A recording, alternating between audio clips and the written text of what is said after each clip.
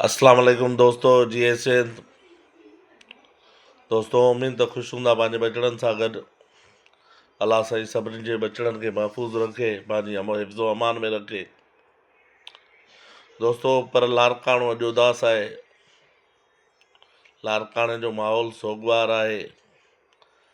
लारकाणे जे अंदरि हर अहसास रखंदड़ दिलि वारो माण्हू परेशान आहे, ग़मगीन आहे। लारकाणे में अॼु अहिड़ो हिकु वाक़ियो पेश आयो आहे जेको तव्हांजे आॾो रखिजे त यकीनन तव्हां उदास थी वेंदा। हर अहसास रखंदड़ दिलि मायूस थी वेंदी। पर लारकाणे जी इंतिज़ामिया समेत असांजे हुक्मराननि खे को शर्म हया कोन्हे। उन्हनि लाइ असां सिंधी क़ौम जे फ़र्दनि जूं हयातियूं ज़िंदगियूं का माना नथियूं रखनि। लारकाणे में ॻोठु नंगर खान उमराणीअ जी हिकिड़ी नींगरी बख़्तावर उमराणी ॿेर लारकाणो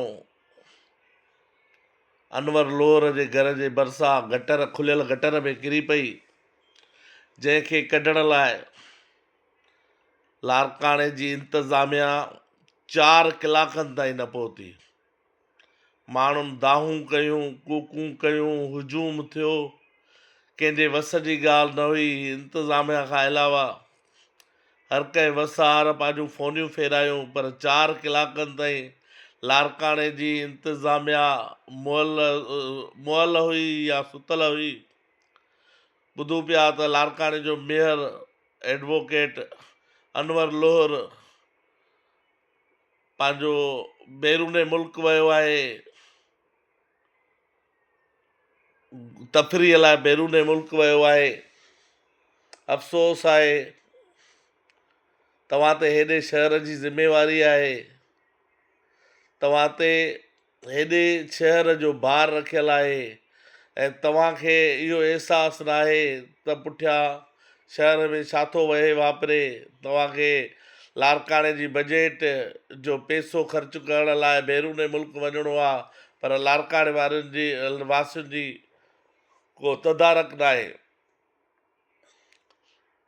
जेका नींगरी बख़्तावर उमराणी ॻोठु नंगर खान उमराणीअ जी 4 कलाक खुलियल गटर में किरी इंतिज़ामिया ज़ाहिर न थी, मूंखे त अफ़सोस थो थिए, मूंखे ॾुख बि थिए थो ऐं यकीन कयो शदीद ग़म ऐं तकलीफ़ थी थिए ऐं गुस्सो थो अचे त असांजो माण्हू बख़्तावर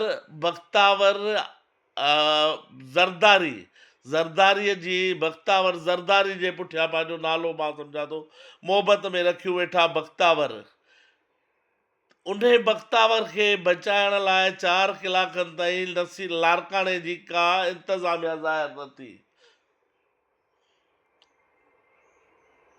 हिते जेकॾहिं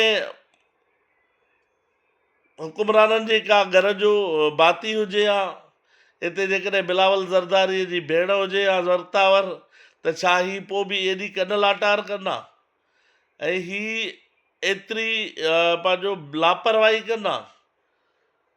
छो असांजे माण्हुनि जी इन्हनि वटि हैसियत कोन्हे, असांजे माण्हुनि जी इन्हनि वटि को बि ख़्यालु कोन्हे। 4 कलाकनि खां पोइ इंतिज़ामिया ज़ाहिर थी आहे। बख़्तावर पंहिंजो उमराणी वेचारी जेका छोकिरी नींगरी खेॾंदे किरी आहे गटर खुलियल में, 4 कलाकनि ताईं दाहूं कूकियूं वठ सठ मीडिया ते हलण खां पोइ इंतिज़ामिया ज़ाहिर थी आहे।